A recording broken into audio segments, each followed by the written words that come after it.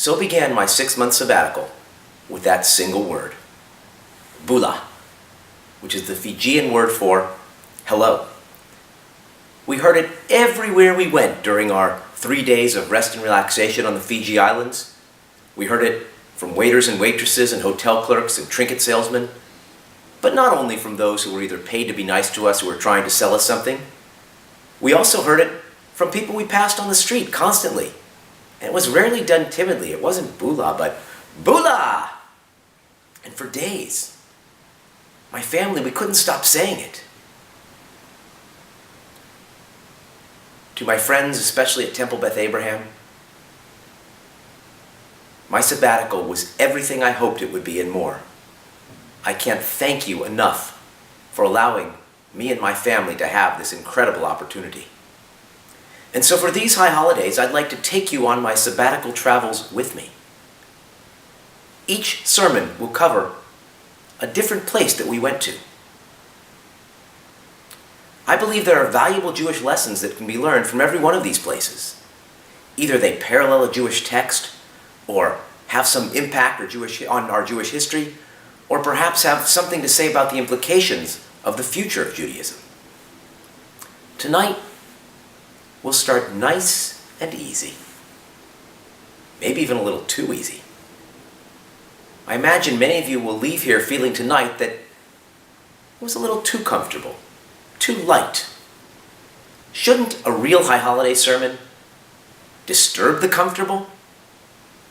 Provoke a little controversy? Cause a little pain? Well, to those who feel like that, I say, just wait. They're coming too. But tonight, let's just enjoy a little taste of the tropics. So the lesson of Fiji is quite simple. Every time I heard that word Bula, I was reminded of a statement in Pirkei Avot, chapter 1, verse 15, said in the name of Rabbi Shammai. He said, similar to Bula, greet everyone you encounter with a cheerful disposition. Mikabel et kol ha'adam besever im panim yafot. Literally, receive every human being that you encounter with nice faces, said in the plural. Simple, obvious, right? Maybe easier said than done, but obvious. Be friendly, be kind, greet everyone warmly. And yet, the knowledgeable listener will notice something very strange about the statement right away. And that is to consider its source, which is Rabbi Shammai. He was hardly known for being warm and friendly and having a cheerful disposition. Quite the contrary, he's one of the most miserable rabbis in the entire Talmud. Many of you are undoubtedly familiar with a story about a certain Gentile who goes to Rabbi Shammai and says, convert me, teach me all of Judaism in the time that it takes to stand on one foot. And Shammai literally pushes him away with his stick. And then that same Gentile goes to Rabbi Hillel, and he says the same thing. Teach me all of Judaism, convert me in the time that it takes for me to stand on one foot. And Hillel pauses for a moment and says, that which you hate, don't do to any others. All the rest is commentary. Now go and learn. We love that answer, don't we? It's such a good outreach. It's not only clever, but it's kind at the same time. And this is pretty typical for Hillel and Shammai throughout the Talmud. Anytime that there is a machloket, a disagreement, Shammai almost always takes the harsher, more severe side. Hillel almost always takes the more lenient side. And the halakha, the Jewish law, almost always goes according to Rabbi Hillel. And yet, it's not Mr. Outreach Hillel who recorded the statement about greeting everyone with a cheerful disposition. It's push him away with your stick Shammai, who is associated with that statement about being friendly for all of Jewish history. And I have a theory about this. I think it's to teach us that being friendly all the time and greeting everyone warmly is not natural and is not so easy for many people. I can't imagine it was easy for Shammai, so he said it. He wrote it down. Perhaps he had it inscribed in a rock in front of his house. And if he heard it enough times and saw it enough times, perhaps he would come to believe it and practice it and be it. And so the Jewish tradition is replete with all kinds of stories and illustrations and even laws about just how important this mitzvah, this commandment about greeting everyone cheerfully is, but at the same time, how difficult it can be. In the very first tractate of the Talmud, Brachot, another very important rabbinic sage, Rabbi Yochanan ben Zakkai, it was said of him, this extremely busy, important man, that he was always the very first to greet everyone he saw in the marketplace. It also says in Tractate Brachot in the Talmud that if someone greets you and you fail to return that greeting, it's tantamount to stealing. This is because if someone greets you, you then owe them a greeting in return. And if you fail to repay something you owe, it's as if you're stealing from them. The French commentator, Rabbi Levi ben Gerson, the Ralbag or Gersonides, notice these stories in Brachot as well as the particular language of Pirkei Avot in the statement of Shammai. It doesn't say, like it says in Leviticus, V'ahavta l'recha kamocha, love your neighbor as yourself. It doesn't use the word riecha, which means neighbor or friend, maybe a fellow Jew, a family member. Instead, it specifically uses kol ha'adam, every human being. We're obligated to greet warmly every human, Jew or Gentile, man or woman, friend or enemy. That is our obligation. And he quotes Genesis 29 as a proof text when Jacob, after having that incredible dream, he encounters a bunch of shepherds and he greets them by saying, "My brothers." Everybody is like family. This idea was very important to the famous 19th century rabbi, Yisrael Salanter, the founder of the Musar movement, which emphasized the ethical side of Judaism above all. He believed that a person's face was actually part of the public domain, since how you greet people and how you smile or not, it affects other people. And he illustrated this with a story. He's walking along with one of his disciples on Yom Kippur, and they pass the most important rabbi in the town, and they greet him. But this rabbi is so preoccupied with the divine judgment and the dread and the awe and the power of Yom Kippur that he fails to acknowledge them. So he says to his disciple, just because he's preoccupied with the divine judgment, why should the rest of us suffer? The message is clear. How we relate to other human beings is every bit as important as how we relate to God.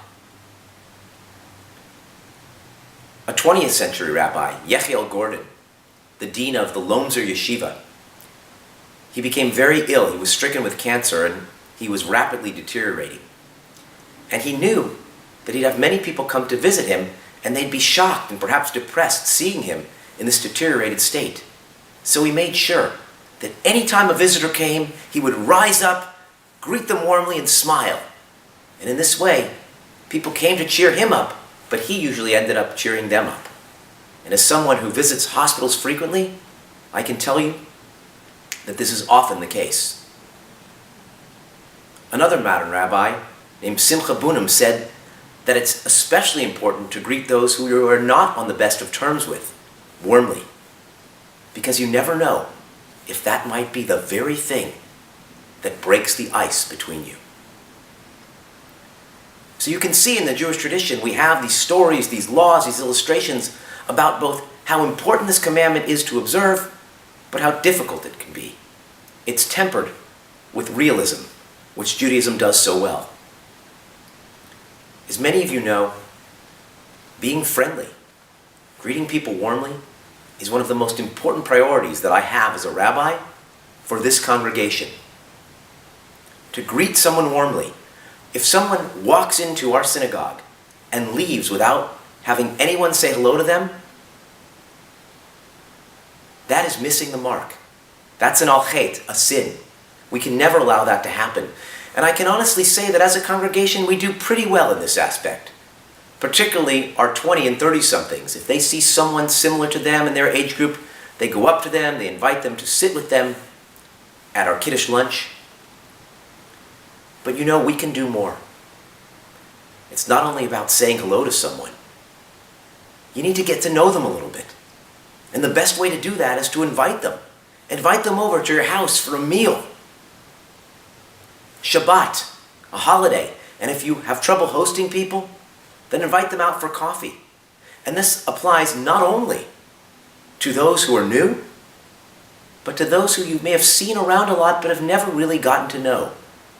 This is part of what it means to greet everyone with a cheerful disposition. But also, we should be more expressive in our greetings, learning from the Fijians. As I said, it was never Bula, it was Bula. And so when someone chants the Torah or lifts the Torah or does a social action project, we should say, Yasher Koach, Mazal Tov. Don't be afraid to be fuller and freer with your Yasher Koachs and Mazal Tovs and other expressions. It's what adds to the warmth of this community in this synagogue.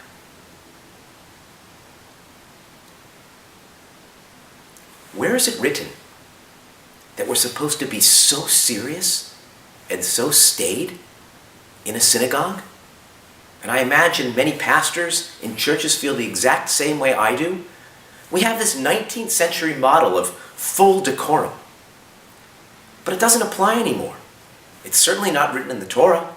That wasn't the case in Israel, where it was more foot stomping, back slapping, table pounding, than it was sitting there quietly. We're allowed to express joy in synagogue, similar to the joy that I saw throughout my time at Fiji.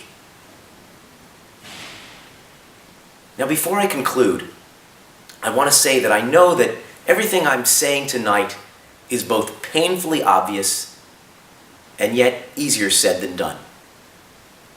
Sometimes it's hard to be nice. It's hard to greet everyone warmly. Maybe we have a lot on our mind. Maybe there's a crisis in our life, whether real or imagined. Maybe we're just having a bad day. I know that these things are not easy. It's hard for me too. It's especially hard for me because I'm not only a rabbi, I'm known to be a friendly rabbi. So if I forget your name, or if I don't greet you warmly, or if I'm distracted and am too busy to talk to you, it's a terrible thing. So let me apologize to all of you whom I may have done that to. When I wasn't there for you, when I wasn't warm enough, when I was talking to somebody else and didn't pay enough attention to you. I'm sorry, and I only ask that you tell me when these things occur, so I at least have the chance to correct them, have the chance to do better. All I can do is try.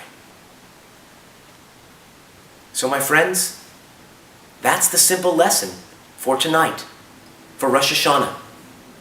To greet everyone with a cheerful disposition, to learn from Shammai, to be friendly and expressive like the Fijians, Bula. So I want to start now. I want you to say as loudly as you can, without screaming, L'Shana Tova! Happy New Year! Good Yontif! Good holiday! Bula! Amen.